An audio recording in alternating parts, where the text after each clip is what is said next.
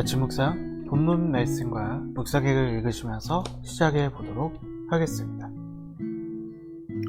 오늘 본문의 말씀은 예레미야 50장 11절에서 20절까지의 말씀입니다.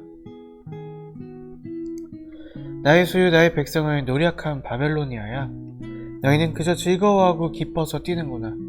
너희는 그저 초원의 송아지처럼 뛰어다니고 힘센 말처럼 소리를 지르는구나. 그러므로 너희의 어머니 바벨론 도성이 크게 수치를 당할 것이며 너희를 낳은 여인이 치욕을 당할 것이다.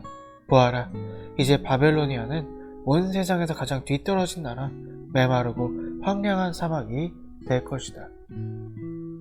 나 주의 분노 때문에 바벨론 도성은 아무도 살 수 없는 땅이 되고 온 나라가 황무지로 뒤바뀔 것이다. 그러면 그것을 지나는 사람마다 그곳에 내린 모든 재앙을 보고 놀라며 조롱할 것이다. 활을 당기는 모든 사람들아, 너희는 바벨론 도성을 애워싸고 진을 쳐라. 그 도성에 활을 쏘아라. 화살을 아끼지 말고 쏘아라. 그 도성은 나에게 범죄하였다. 너희는 그 도성을 애워싸고 함성을 울려라. 그 도성이 손들고 항복하였다. 성벽을 바친 기둥벽들이 무너지고 성벽이 허물어졌다. 내가 원수를 갚는 것이니 너희는 그 도성에 복수하여라. 그 도성이 남에게 한 것과 똑같이 너희도 그 도성에 갚아주어라. 너희는 바벨로니아에서 씨를 뿌리는 사람도 멸절시키고 추수 때에 낫을 댄 사람도 멸절시켜라. 바벨로니아에서 살고 있는 외국 사람들은 공격하여 오는 저 무서운 군대를 피하여 저마다 자기 민족에게로 돌아가고 누구나 자기 나라로 도망할 것이다. 이스라엘은 사자들에게 쫓겨서 흩어진 양이다. 처음에는 아시리아 왕이 이스라엘을 양처럼 잡아먹었고 그 다음에는 바벨로니아 왕이 마침내 그 뼈까지 먹어 치웠다. 그러므로 나 만군의 주 이스라엘의 하나님이 말한다. 내가 아시리아 왕에게 벌을 내렸듯이 바벨로니아 왕과 그의 나라에도 벌을 내리겠다. 그러나 이스라엘은 내가 그의 초장으로 데려다 놓을 것이니 그들이 갈멜과 바산에서 풀을 뜯고 에브라임 산지와 길르앗에서 마음껏 먹을 것이다. 그날이 오고 그때가 되면 내가 살아남은 한 사람들을 용서할 터이니 이스라엘의 허물을 아무리 찾아도 찾지 못하고 유다의 죄를 아무리 찾아도 발견하지 못할 것이다. 나 주의 말이다. 아멘.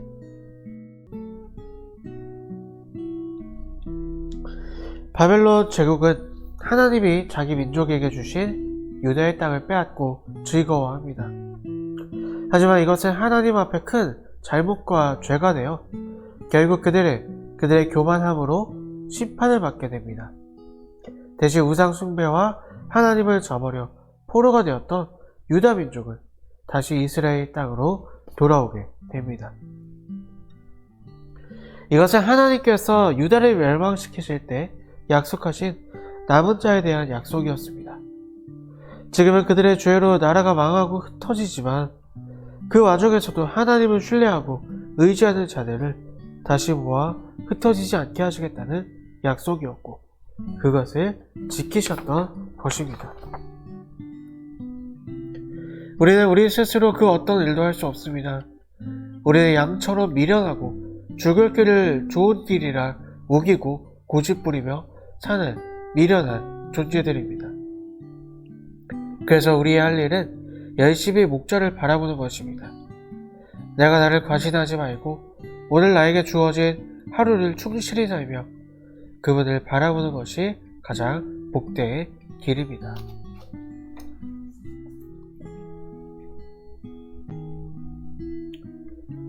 네, 우리는 주변에서 양을 잘 찾아볼 수가 없죠. 자주 만날 기회가 없습니다. 그래서 양에 대해서 오해하는 경우가 있어요. 양은 되게 순하고 얌전하고 이렇게 나약한 존재라고 생각하시는 분들이 꽤 계시더라고요.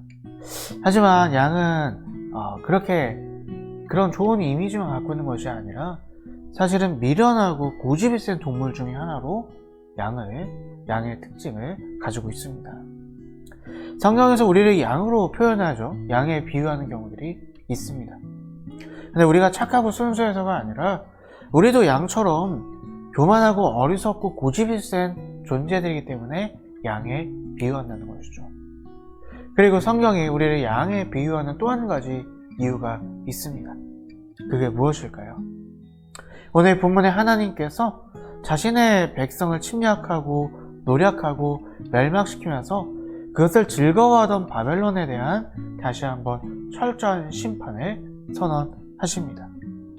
그들은 비록 우상 숭배하며 하나님을 배신했던 유다에 대한 심판의 도구였지만 하나님의 뜻 이상으로 정말 포악하고 잔인하게 그 유다 백성들을 마구 죽이고 잡아갔기 때문에 그들의 죄값을 하나님께서 그냥 관가하고 계실 수가 없었던 것입니다.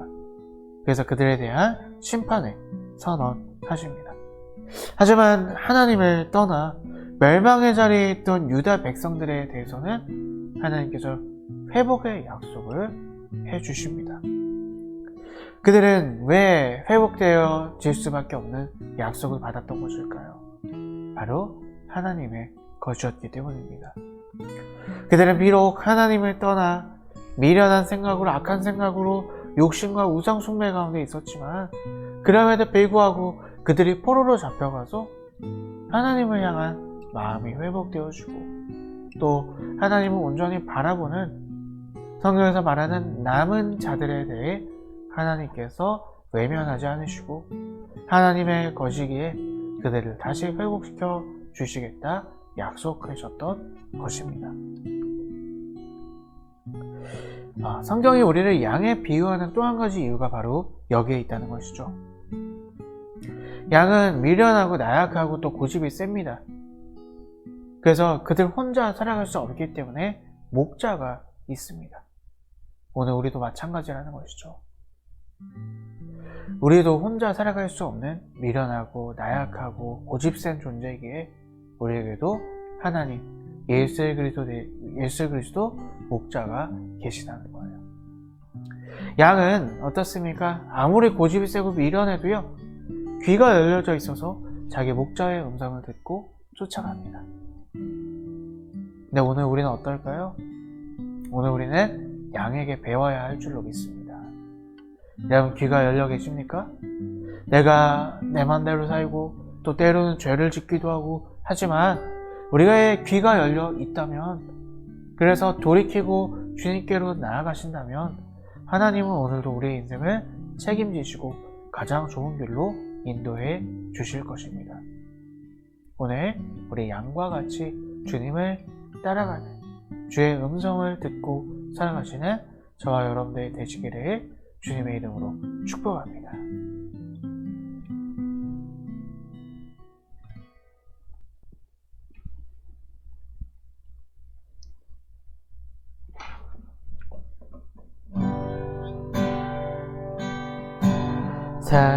사랑스러운 주님의 음성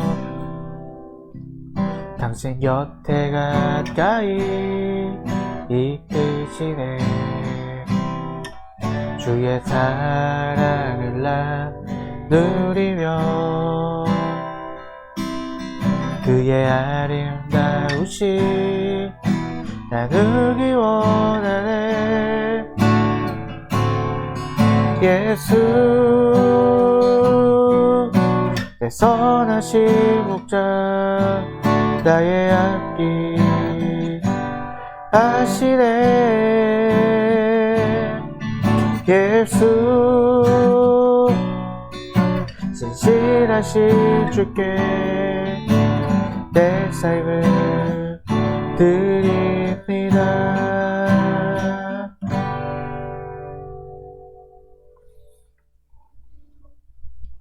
우리는 미련하고 나약하고 또 고집이 세지만 그래서 죽을 길을 향해 달려가는 우리를 목자가 되어주셔서 오늘도 그 길이 아니다 이것이다 우리에게 말씀하시는 우리 주 예수님 우리가 그분의 음성을 귀담아 듣는 귀가 열리게 하여 주시고 주님을 붙잡고 살아가는 그래서 구원의 길을 걸어가는 오늘 하루 되게 하여 주시옵소서. 예수 그리스도의 이름으로 기도하였습니다. 아멘.